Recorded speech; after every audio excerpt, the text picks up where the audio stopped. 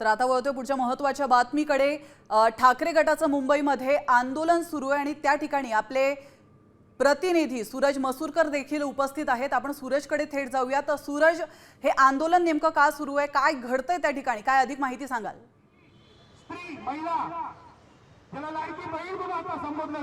नक्कीच जर का पाहायला गेलं तर पुण्यातलं जे प्रकरण होतं वैष्णवी हगवणे प्रकरणी, त्यामुळे आता ठाकरेंची शिवसेना जी आहे ती मुंबईमध्ये कमालीची आक्रमक झालेली आपल्याला या ठिकाणी पाहायला मिळत आहे।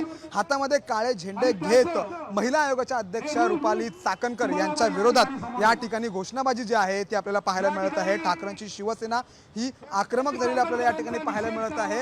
रुपाली चाकणकर यांच्या पक्षपाती भूमिकेचा जाहीर निषेध करत या ठिकाणी हे आंदोलन पेटलेला आहे। रुपाली चाकणकर यांचा राजीनामा घ्या, कारण त्यांच्याच पक्षातील कार्यकर्त्याने असं कृत्य केल्यामुळे त्यांनी त्यांची भूमिका जी आहे, त्यांचं कर्तव्य जे आहे ते बजावलं नाही आणि त्यामुळे कुठेतरी त्या महिलेचा जो आहे तो जीव गेलेला आहे आणि म्हणून रुपाली चाकणकर यांचा राजीनामा घ्यावा या प्रमुख मागणीसाठी ठाकरेंची शिवसेना जी आहे ती या ठिकाणी पूर्णपणे आक्रमक झालेली आपल्याला या ठिकाणी पाहायला मिळत आहे। हातामध्ये काळे झेंडे असतील आणि रुपाली चाकणकर यांचा निषेध करत त्यांचा राजीनामा घ्यायचा आहे।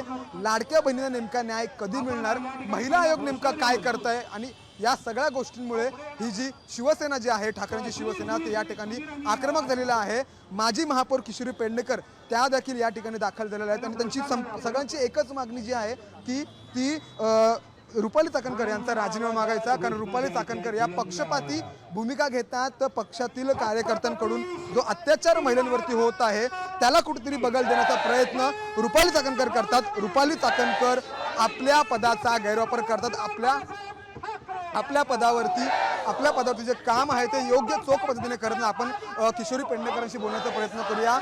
ताई काय सांगाल? ताई काय सांगाल, आज या ठिकाणी आंदोलन करत आहात, काय नेमकी मागणी आहे?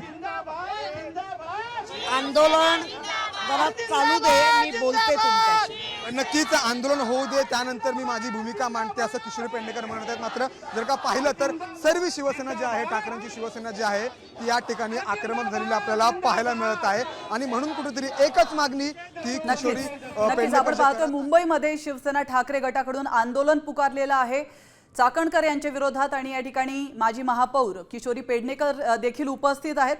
तर धन्यवाद तुम्ही दिलेल्या महत्त्वपूर्ण माहितीबद्दल।